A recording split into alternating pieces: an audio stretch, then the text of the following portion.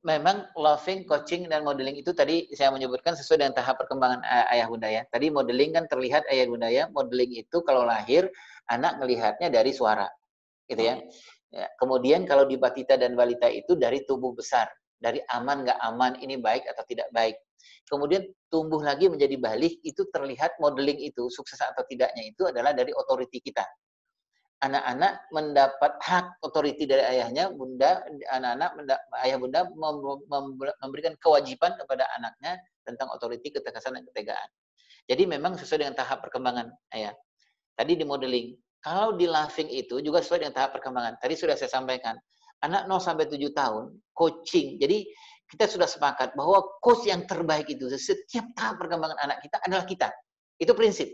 Itu prinsip ayah bunda. Nah, seperti apa yang tadi itu 0 sampai 7 tahun? Itu fondasi. Bundanya maju karena memang yang lebih banyak persoalan kedekatan, kelekatan, kehangatan itu bundanya yang lebih ahli. Ayahnya mendukung. Kemudian di 7 sampai 14 tahun, 8 15 tahun yang tadi saya sebutkan itu, ayahnya maju. Itu umur ayah. Umur ayah gitu. Ayahlah yang menunjukkan bagaimana menjadi laki-laki, nah. Ayah yang menunjukkan bagaimana kamu menjadi seorang perempuan. Ayah yang memimpin. Nah, loving-nya seperti yang tadi saya sampaikan ayah dan bunda. Di umur-umur 0 sampai 7 tahun, kita masih bisa menunjukkan loving kita lewat fisik, kedekatan fisik, kedekatan psikologis. Tapi nanti di umur tahap berikutnya udah nggak bisa lagi kedekatan fisik, tapi lebih banyak kedekatan psikologis. Semua cinta yang berdasarkan kedekatan fisik mungkin susah kita lakukan ya, tetapi jangan pernah berkurang semua cinta yang kita lewatkan kedekatan psikologis. Pertanyaannya, bagaimana dengan ayah ibu yang bekerja? Gitu. Ayah ibu yang bekerja di tahap perkembangan itu. Nah, tadi yang saya sebutkan ayah. Jadilah ayah ibu yang high quality. Dua aja ya. Cari waktu yang bermakna. Yang kedua, waktu yang bermakna ini ada kalau ayah ibu punya ilmu. Kita melihat Nabi Ibrahim, Nabi Ismail. Jarang ketemu. Tetapi Nabi Ibrahim begitu luar biasanya menghebatkan Nabi Ismail. Karena Nabi Ibrahim tahu persis tahap perkembangan Nabi Ismail seperti apa. Nah, kita bisa lihat di As-Saffat 102 ya. Gitu ya. Nah, kalau saya menyarankan bagi ayah dan ibu yang bekerja, bawalah kemana-mana menurut saya buku tahap perkembangan anak sesuai dengan umur anak dari ayah dan bunda. Ada contoh yang menarik, ada seorang ulama, nama beliau Hasan Al-Banna. Nah, beliau Syahid Hasan Al-Banna itu, Syekh Hasan Al-Banna itu, kalau punya tas, di dalam tas itu selalu ada file tentang anaknya, file perkembangan anak-anak. Banyak orang bertanya, ya Syekh, kenapa harus dibawa map? Itu map, masing-masing anak, 5 map. Kemana-mana. Kalau beliau lagi di atas kereta api, beliau ambil satu file, beliau baca. Oh, anak saya 15 tahun, perkembangannya ini. Kemudian beliau hafal, pelan-pelan beliau hafal.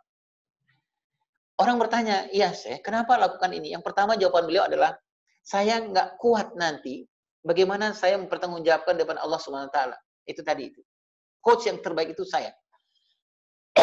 Maaf ya. Benar. Jadi, kalau dia coach yang terbaik, amanah itu sama dia, memang harus itu konsekuensinya. Dia lihat terus. Buat apa ini ayah dan bunda? Buat nanti, kalau kita dengan anak-anak kita, walaupun ketemunya cuma 2 menit, walaupun hanya lewat telepon hanya 2 menit, tetapi bagi anak itu adalah waktu yang bermakna. Telepon 2 menit dari kantor, itu sama bagi anak kita bertemu dengan ayah ibunya selama sekian jam. Gitu. Kenapa bermakna? Karena ayahnya persis tahu tahap perkembangan anak yang diajak ngomong. Saya ambil contoh ini. Nelpon nih dari kantor, ayah ibunya bekerja. Misalnya siang, nelpon ke anak-anaknya. Anak umur 7 tahun pasti berbeda dialognya dengan anak umur 14 tahun. Pasti sapaannya berbeda dengan anak umur 18 tahun. Pasti berbeda dengan sapaannya dengan anak umur 6 tahun. Kalau anak 7 tahun, mungkin sapaannya kita ayah dan bunda, kita masih bisa menyapanya persoalan-persoalan yang masih konkret. Kamu udah makan belum? Tadi makannya enak nggak pakai dagingnya, pakai apa aja, masih oke deh. Artinya anak-anak kita masih merasa bahwa ayah dan ibunya, dia nggak kehilangan ayah ibunya secara psikologis. Bagi anak-anak bunda, ayah bunda di tahap berikutnya, tahap umur 8 tahun, 9 tahun, 10 tahun, 11 tahun, 12 tahun, kalau ayah bunda nelpon dari kantor, masih nanya juga persoalan, gimana PR, gimana nanti tadi makannya, enak apa enggak, dagingnya apa gitu. Bagi anak-anak ini udah nggak patut, udah nggak pas sama dia. Gitu. Karena tahap perkembangannya sudah nggak menginginkan itu. Tapi lebih pas kalau ayah bunda nelpon, gitu misalnya ayah bunda nelpon nih buat anak-anak yang tadi tahap kedua itu, Bunda, ayah bilang, Assalamualaikum abang, Assalamualaikum A. Gitu. Oh iya, ayah ya, iya, kenapa ya? Gitu. Ayah mungkin diam sebentar.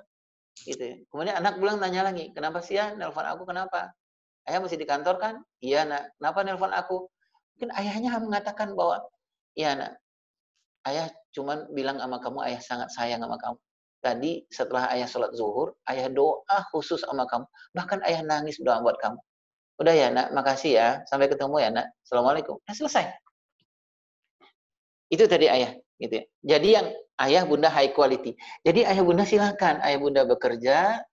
Ayah bunda bekerja silakan sesuai dengan syariat yang Allah tetapkan. Tetapi harus menjadi yang tadi saya bilang itu harus pegang tetap bahwa aku walaupun bekerja, ayah bunda bekerja, tapi aku adalah ayah bunda juara. Ayah bunda juara itu adalah ayah bunda yang mengatakan bahwa aku coach yang terbaik. Coach yang terbaik harus menjadi ayah bunda high quality. Nah, menurut saya ayah bunda high quality itu tadi itu yang punya waktu yang bermakna dan punya ilmu. Caranya tadi yang ditunjukkan saya contohkan kepada Syekh Hasan Albana. Kemana-mana bawa ayah bunda. Di tas beliau itu bawa. Jadi menurut saya ini perlu juga kita contoh bagi kita yang bekerja, ayah dan bunda yang bekerja, waktu kita pasti ada lah gitu ya. Nah menurut saya waktu kosong, habis makan misalnya, habis sholat misalnya, 5 menit peganglah map. Misalnya anak bunda, anak ayah umur 7 tahun, cari buku tentang anak 7 tahun, cari yang besar garis besarnya aja. Nah, dalam bekerja itu ayah bilang, oh ternyata anak 7 tahun itu yang sedang berkembang ininya. Oh, makanya aku harus tanya ini ya, kalau kamu ininya. Nah, itu yang menurut hemat saya. Sehingga walaupun waktu kita sedikit dengan anak kita, bagi anak kita dia nggak merasa kehilangan. Kenapa? Karena ayah dan ibunya tahu apa yang dia mau. Mungkin gitu Kang Denny. Saya mohon maaf kalau kurang-kurang.